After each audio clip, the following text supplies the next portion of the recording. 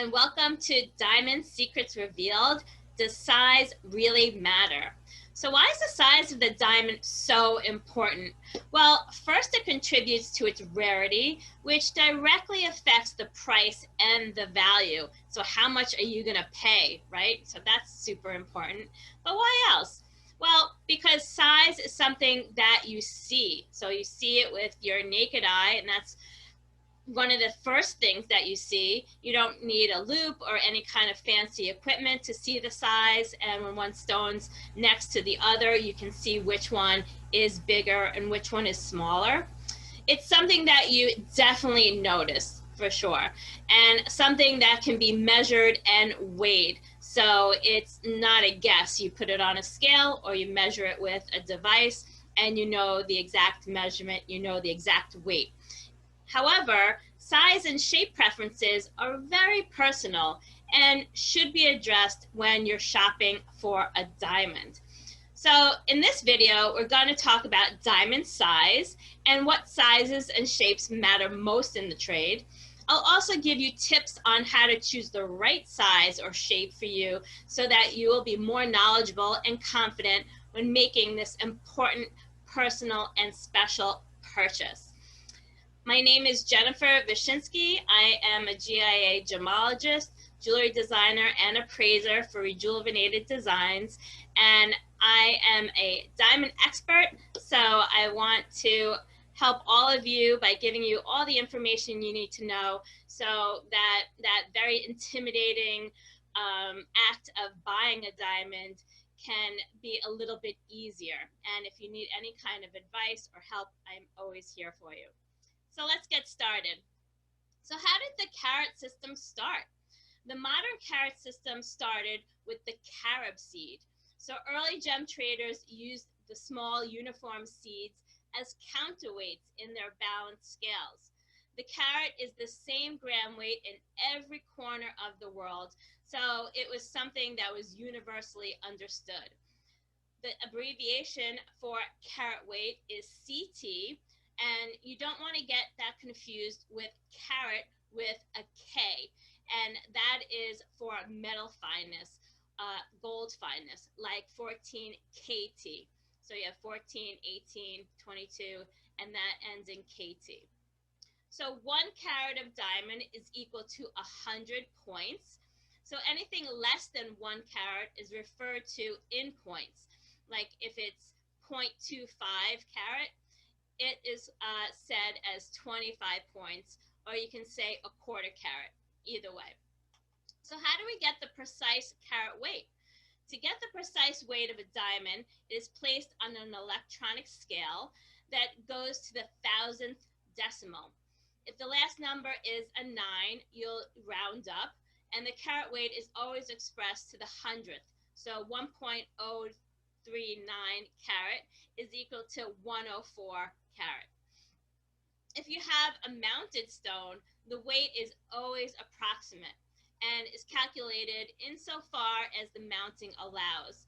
In some mountings, you can't really get to that exact measurement because the bottom is covered and you can't reach the point of the bottom of your stone, so you can't get the exact depth. For this, you'll use what's called a leverage gauge, and this is measured in millimeters. For a round shape, you measure its diameter. So this is a round, so you measure its diameter, and you take it in a few directions, and you get the minimum and maximum diameter. So you keep wanting to measure all around so you get those exact measurements. And then to get the depth, you turn it sideways and get the table to the cullet, and that will be the depth. And for fancy shapes, this you measure the length and then the width. So the width is always the widest part, and then you measure the depth, which is the table to the cullet as well. So each diamond is calculated using the appropriate formula depending on its shape. And for both rounds and fancies, there are adjustments that are made for girdle thickness, which is this middle here. So depending on how thick or thin, it can add extra weight when the girdle is very thick. And for fancies, sometimes there's bulging, so it doesn't come to a nice point, it kind of bulges out. So that's some extra weight that you want to adjust for. So the easiest way to calculate the approximate weight is to find an online gemstone calculator like Omni Calculator that you can plug the numbers into, and it'll calculate the estimated weight for you. There are also estimated millimeter charts that just take into consideration the diameter if it's a round, or length and width if it's a fancy shape.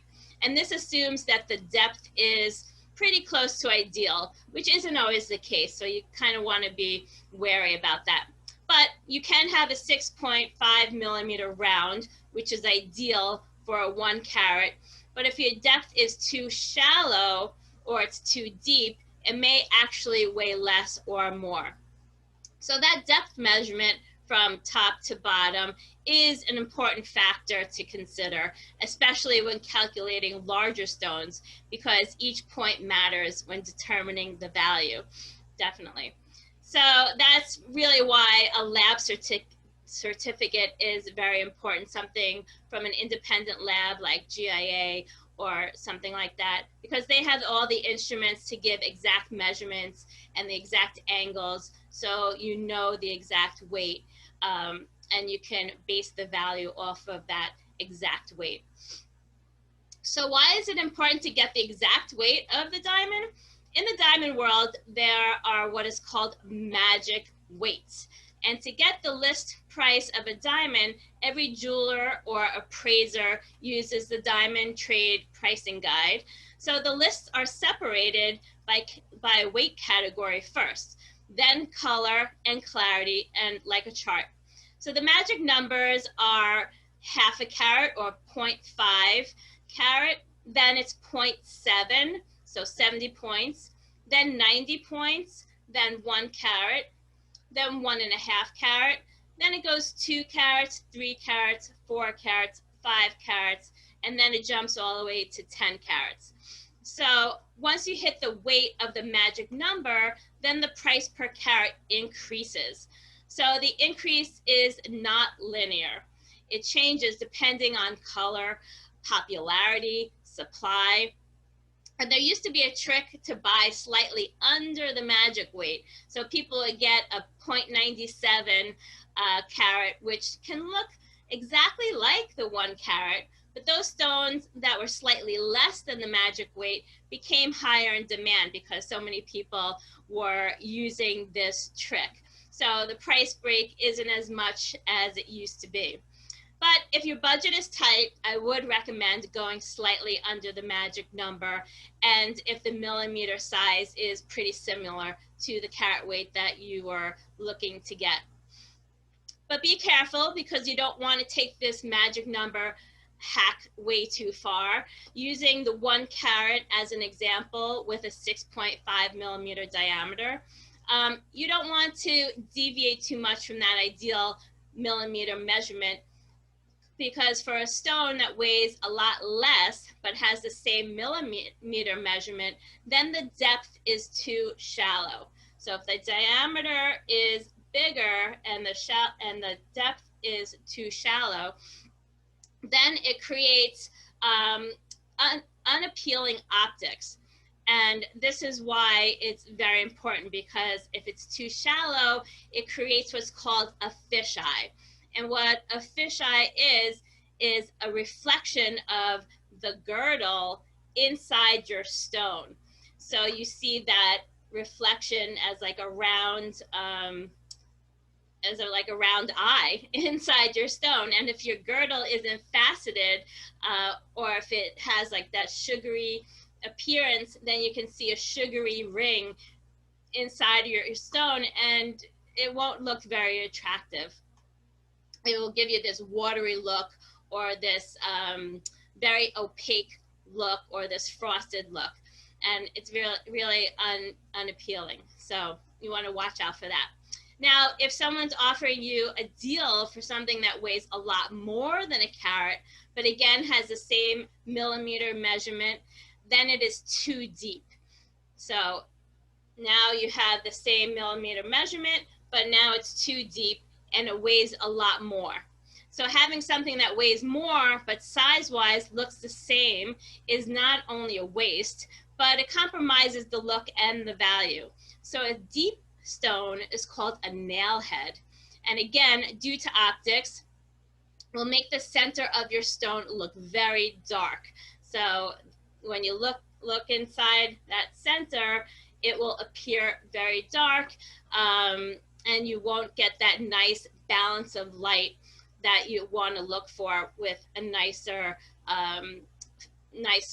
proportioned stone. So no matter what color the diamond is, even if it's, you know, one of the colorless D, E, or F, if you have a deep stone, then it will just look very dark. It will look gray or black, and you won't get the benefit of that higher color.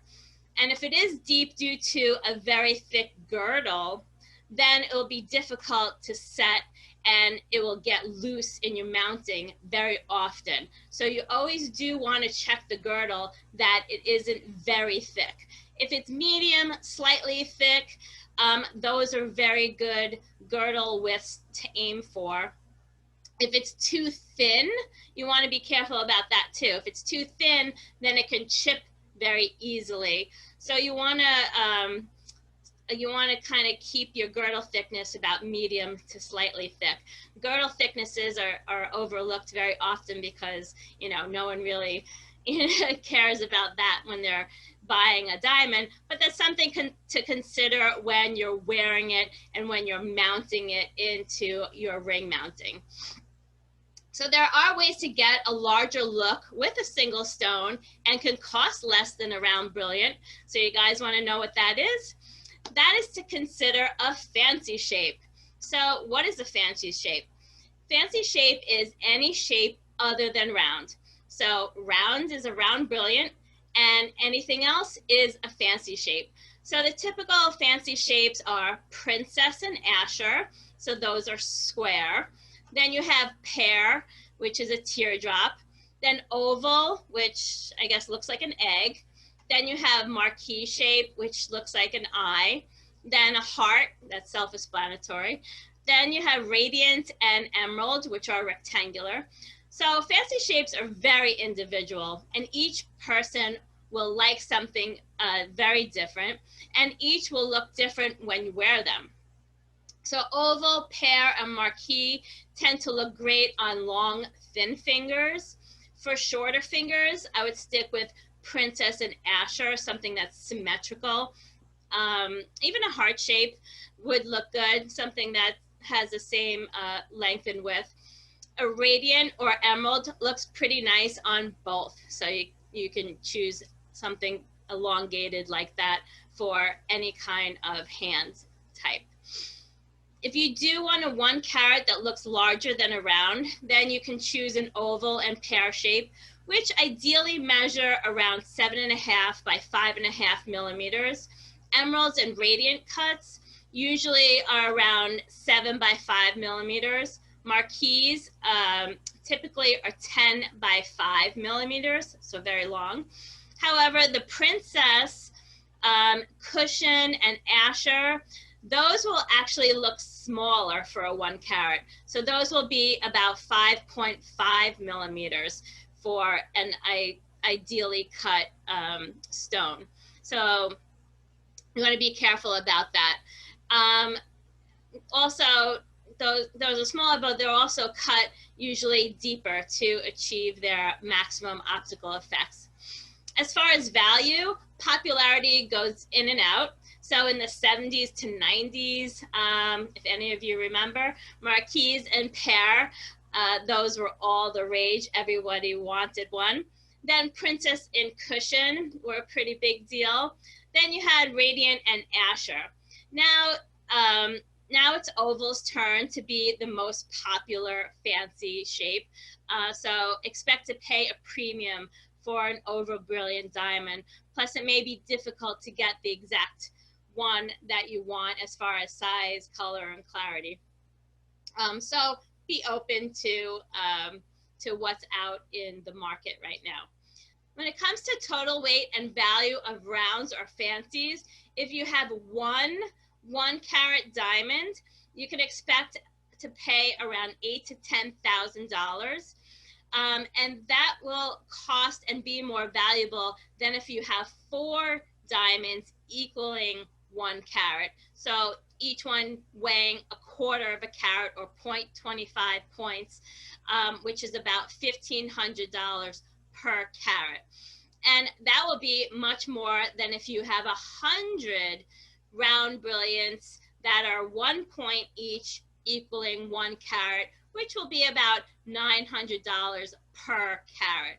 So this is due to rarity of size and the huge differences in price per carat. So you jump from $8,000 to $10,000 per carat for a 1-carat diamond, all the way down to $900 per carat for a 1-pointer. And obviously that depends on the color and clarity, but I'm using something that's more on the higher range, or the acceptable range. So when it comes to buying your special someone that important engagement ring, is bigger always better? Well, you know her best, or at least you should. So notice the jewelry she already wears. Is it thin and dainty, or bigger and more of a statement piece? What is her personality? Is she shy or outgoing? What does she do for a living? Does she wear gloves, or does she teach? Is she a lawyer or a salesperson? How does she dress mostly? Does she dress in jeans, in a suit, or is she casually dressed? What is her lifestyle like, or what is your lifestyle like together? Are you guys homebodies, or do you go out often, maybe to parties or dinners, things like that? Then the all important question is, how much can you afford, and what do you feel comfortable spending?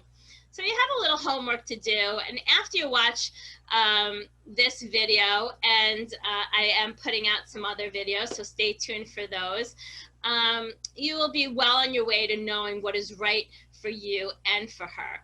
So the other thing to keep in mind when buying and choosing between a round and fancy shape, besides personal taste, is if and when you go to sell your diamond, if that day ever happens that you need to sell your diamond, you really want to think twice about it, because you really don't get as much back as when you buy it from the retailer. A round will hold its value a lot more than a fancy shape. Rounds and ovals, since they're higher in demand, will hold their value more than if it's a fancy shape, like a marquise or pear shapes. Those will really get a lot lower than what you paid for it originally. So since you're really not getting that money back that you spent, I would really recommend, and it's as an expert, that instead of selling it, you can save money and that value by transforming it into something different. Pears and marquise will not sell these days, like I said, but they will make gorgeous necklaces and can make a really beautiful free-form ring, or you can put into something trendy that's more of her style or more of your style. And if you need any help with transforming jewelry that you may have, you can feel free to contact me. That is my specialty, besides diamonds, is to make beautiful jewelry out of old pieces or old diamonds that you really wouldn't get the money for, but you would have to spend the money if you were to buy something new.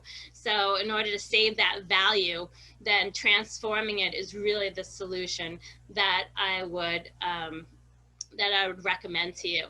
So Let me know if you have any questions about size or shape or how to choose the right diamond for you. I would love to answer them for you.